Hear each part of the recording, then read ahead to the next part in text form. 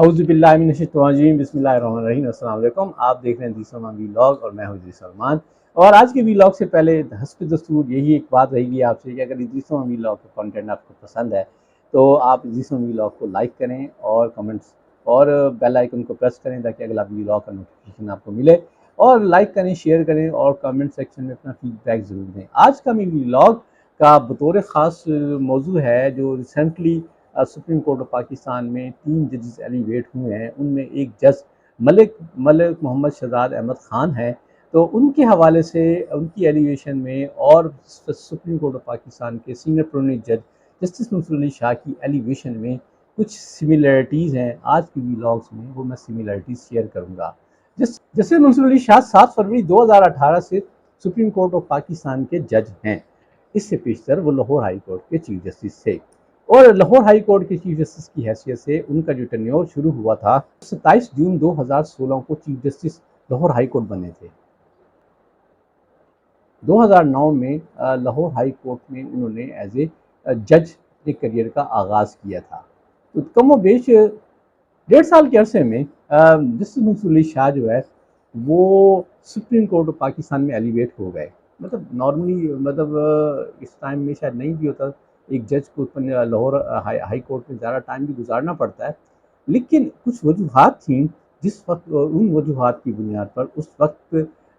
Justice منصور علی شاہ کو، chief justice منصور علی شاہ Lahore high court کو Supreme court of Pakistan میں ایلیویٹ کیا جانا پڑا۔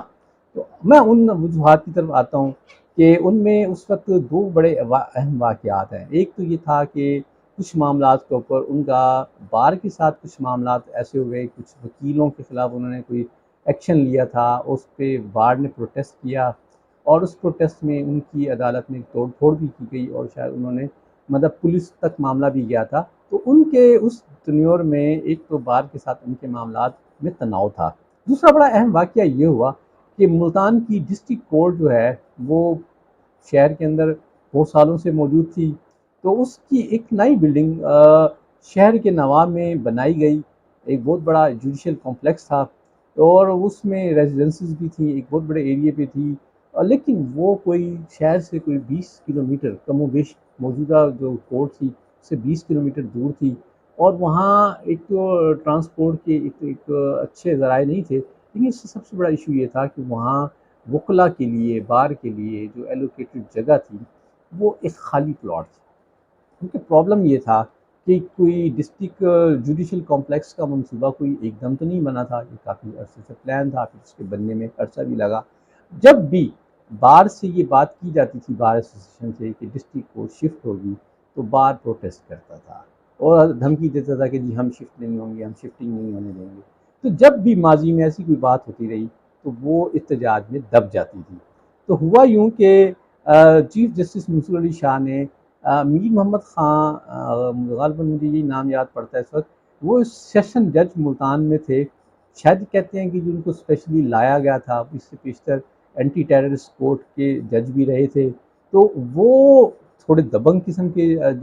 سیشن جج تھے۔ تو انہیں ٹاسک دیا کہ جی ڈسٹرکٹ کورٹ کو نئی بلڈنگ میں شفٹ کیا جائے۔ تو شروع میں وکلا نے تو مزاحمت کی، لیکن ایک دن راتوں رات یہ ڈسٹرکٹ کورٹ کا سامان جو ہے وہ نئی کورٹ میں شفٹ کر دیا گیا۔ تو وکلا نے اس پہ بڑا پروٹیسٹ کیا اور انہوں نے عدالتوں میں پیش ہونے سے انکار کیا۔ ان دنوں میں مجھے بھی اس کورٹ میں جانے کا موقع ملا، اگرچہ بلڈنگ اپنی وسعت کے لحاظ سے شاید بہتر تھی، لیکن جو وکلا کو جو بار کے لیے جو جگہ ایلوکیٹ کی گئی تھی وہ چٹکل میدان تھا، کیونکہ بار نے اس موضوع پہ کمپلائی نہیں کیا تھا، کوئی تعاون نہیں کیا تھا، نہ وہ موقع پہ گئے تھے، نہ انہوں نے سجیسٹ کیا تھا کہ انہیں وہاں کس نوعیت کی تعمیرات کی ضرورت ہے، نہ انہوں نے وکلا کو چیمبر الاٹ کیے تھے تاکہ وہ جاتے وہ اپنے طور پر جو بھی اس کی کنسٹرکشن کرتے، یا بار ایسوسیشن جو ہے وہ اپنے اینگل سے اس کی ایک کچھ اسٹرکچر بناتی۔ وہ سردیوں کے دن تھے، پرہیپس نومبر دسمبر تھا، تو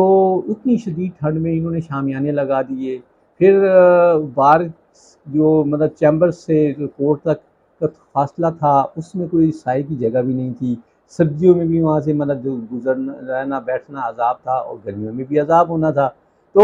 اس میں وکلا نے بڑا شدید پروٹیسٹ کیا۔ یہ پروٹیسٹ ان کا کافی مہینوں چلا۔ ان کا پروٹیسٹ سیشن جج امین محمد خان کے ساتھ خلاف بھی تھا، اور الٹیمیٹلی منصور علی شاہ صاحب کے خلاف بھی بات ہو رہی تھی۔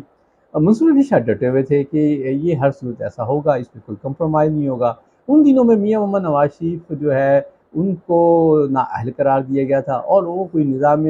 وہ تحریک عدل چلانے کی باتیں کر رہے تھے۔ اس وقت کے جو chief justice supreme court of Pakistan Saqib Nisar تھے، انہوں نے دیکھا کہ میاں صاحب جو ہے تحریک عدل چلانے کی بات کر رہے ہیں، الٹیمیٹلی ان کا جو ہدف جو ہے وہ جوڈیشری ہے، تو اس وقت وہ ایک نیا معاذ نہیں کھولنا چاہتے تھے، انہیں وکلا کی سپورٹ تھی۔ اس لیے ثاقب نثار صاحب نے لاہور ہائی کورٹ کے رجسٹرار کو کہا کہ انہیں رپورٹ پیش کریں کہ کچہری کے حوالے سے کیا معاملات ہیں۔ تو رجسٹرار نے جو رپورٹ پیش کی اس میں سب اچھا کی رپورٹ دی۔ ان دنوں میں ثاقب نثار ملتان کے دورے پہ تھے، انہیں وہ جو ہے بار ایسوسیشن جو ہے وہ نئی کورٹ میں لے گئی۔ وہاں جب انہوں نے سہولیات دیکھی انہیں تو وہ برہم ہوئے، اور انہوں نے لاہور ہائی کورٹ کے جو رجسٹرار تھے انہیں معطل کر دیا، اور فی الفور حکم دیا کہ جو ہے جو نئی بلڈنگ سے دوبارہ واپس پرانی بلڈنگ میں ڈسٹرکٹ کورٹ کو شفٹ کیا جائے۔ تو اس طرح انہوں نے وکلا کی ہڑتال ختم ہو گئی، اور جو تناؤ تھا وہ ختم ہوا۔ اور سیکنڈلی جو بار کے ساتھ معاملات چل رہے تھے سید منصور علی شاہ کے، ان کو دیکھتے ہوئے انہوں نے سید منصور علی شاہ کو جوڈیشل کمیشن آف پاکستان میں مدد تجویز دی، اور وہاں سے جسٹس منصور علی شاہ کو Supreme court of Pakistan elevate کر دیا گیا۔ بات ہے جی ملک شہزاد احمد خان کی طرف۔ ملک احمد شہزاد جو ہیں وہ بھی ابھی 7 مارچ 2024 کو لاہور ہائی کورٹ کے چیف جسٹس بنے تھے۔ ہارڈلی 3 مہینے کا عرصہ گزرا ہے، 3 مہینے میں ان کو ایلیویشن کی بات آ گئی۔ جب ان کی بات ایلیویشن میں آئی، 3 ججز سپریم کورٹ آف پاکستان میں ایلیویٹ ہوئے تھے۔ 2 ججز کے اوپر supreme judicial commission of Pakistan کے 9 ممبران نے یونانیمس بات کی، لیکن ملک شہزاد کے اوپر ڈیوائڈ پڑی، اور معزز 4 ججز، یہ بڑی اہم بات یہ ہے، جس میں سید منصور علی شاہ جو کہ سیناٹی میں نمبر 2 ہیں، نمبر 3 پہ جسٹس منیب اختر، اور نمبر 4 پہ جسٹس یحییٰ فریدی نے ریجیکٹ کر دیا کہ ان کی خدمات جو ہیں as a Lahore high court کے چیف جسٹس کی طور پر جو ہیں وہ برقرار رہنی چاہیے۔ اگرچہ ملک شہزاد کی جو سروس تھی وہ ایز اے جج جو ہے وہ تھوڑا سا ہی تھا، کیونکہ اگلے سال انہوں نے ریٹائر ہو جانا تھا، تو بادی نظر میں ملک شہزاد کو یہ ایک فائدہ تو ہوا کہ ان کی service supreme court of Pakistan میں آنے سے بڑھ جائے گی، لیکن جو ریٹائرڈ جج تھے جوڈیشل کمیشن آف پاکستان، ملک منظور، انہوں نے بھی اس بات کو روکا کہ جی ملک شہزاد کو جو ہے وہاں لاہور سے ڈسپلیس نہ کیا جائے۔ لیکن وہ کیا کریں کہ جی ان 4 ججز کی مخالفت کے باوجود جوڈیشل کمیشن کے 5 فاضل ممبران بشمول چیف جسٹس قاضی فائز عیسیٰ، اٹارنی جنرل، لا منسٹر، بار کے نمائندے، اور جو ہے جسٹس امین الدین خان نے بھرپور ووٹ دے کر ملک شہزاد احمد خان کو کو سپریم کورٹ آف پاکستان میں ایلیویٹ کر دیا ہے۔ اب بات یہ کہ ملک شہزاد کہتے ہیں کہ کریمنل لا کے بہت بڑے ماہر ہیں، اور انہوں نے 3 مہینوں میں کریمنل لا کے حوالے سے بہت اچھی کیسز کے فیصلے ڈیسائیڈ بھی کیے ہیں، اور سپریم کورٹ آف پاکستان میں ایک ایسے جج کی ضرورت بھی ہے۔ لیکن ملک شہزاد عوان کی کیا ایسی مسائل تھے کہ 3 مہینے کے بعد پاکستان کے لوگ مقتدر جو لوگ ہیں انہیں ضرورت محسوس کی کہ ملک شہزاد صاحب کا تو بہتر place supreme court of Pakistan ہے۔ تو بنیادی طور پہ ان 3 مہینوں میں ان کے کچھ ایسے ڈیسیژنس تھے جس کی وجہ سے ایک تو بار ان سے خوش نہیں تھا، دوسرا پنجاب کے اندر اینٹی ٹیررسٹ کورٹ میں جو انہوں نے ججز کی تعیناتی پہ پنجاب حکومت کے ان کے ساتھ ڈیڈ لاک چل رہا تھا، اور اگرچہ وہ انہوں نے اس پہ اگر عمل درآمد کرا دیا تھا، اور تیسرا مسئلہ ان کے ساتھ الیکشن کمیشن آف پاکستان کے ساتھ الیکشن ٹریبیونلز کے اوپر چل رہا تھا، جس کے اوپر الیکشن کمیشن کی بھی ریزسٹنس تھی۔